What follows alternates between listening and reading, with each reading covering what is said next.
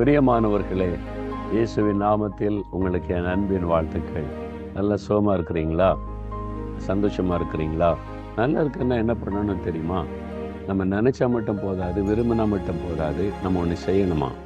பிரசங்கி 8ஆம் அதிகாரம் 12ஆம் வசனத்தில் ஆண்டவர் அழகாய் சொல்லுகிறார், தேவனுக்கு அஞ்சி அவருக்கு முன்பாக பயந்து இருக்கிறவர்களே நன்றாயிருப்பார்கள். நீங்கள் நல்லா இருக்கணும்ல, உங்கள் குடும்பம் நல்லா இருக்கணும்ல, அதுக்கு என்ன செய்யணும்?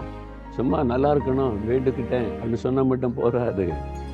நீங்கள் தேவனுக்கு பயந்து நடக்கணும். தேவ பயம் நமக்குள்ள இருக்கணும். தேவ பயம் இருந்தால் என்ன நடக்கும் தெரியுமா உங்களுக்கு? யோசேப்புன்ற ஒரு வாலிபன், அவன் ஒரு வீட்டில் அடிமையாக இருக்கிறான்.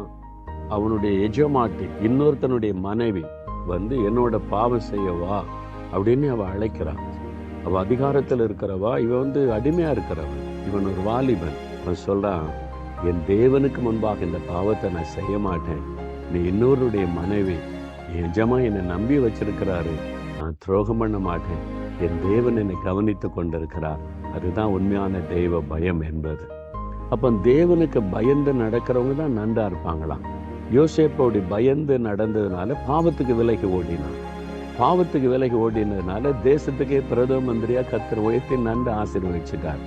நீங்க நல்லா இருக்கணும்னா தேவ பயம் உள்ளத்தில் இருக்கணும். நான் பேசுறத, நான் செய்யறத கர்த்தர் கவனித்து கொண்டிருக்கிறார். இயேசு என்னை பார்த்து கொண்டே இருக்கிறார். மனிதர்கள் பார்க்காட்டாலும் இயேசு என்னை கவனிக்கிறார். இந்த பாவத்தை நான் செய்யக்கூடாது, இந்த தவறை செய்யக்கூடாது, ஏன்னா ஆண்டவர் என்னை கவனித்து கொண்டிருக்கிறார்.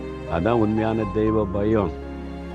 எல்லா அநியாயத்தையும் பண்ணிட்டு ஆண்டவரே எல்லாம் நான் நல்லா இருக்கணும் வேண்டிக் கொண்டா நல்லா ஆகாது. தெய்வ பயத்தோட பாவத்துக்கு விலகி இருந்தா நீங்க நல்லா இருப்பீங்க.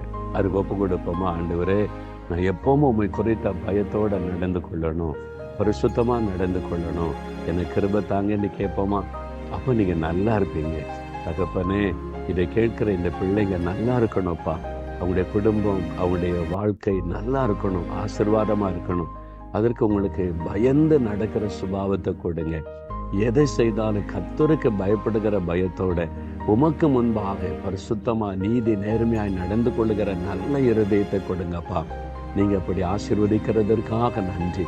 என்னை நல்லா நீங்க வச்சு கொள்ளுவீங்க, என் குடும்பத்தை நல்லா வைப்பீங்க.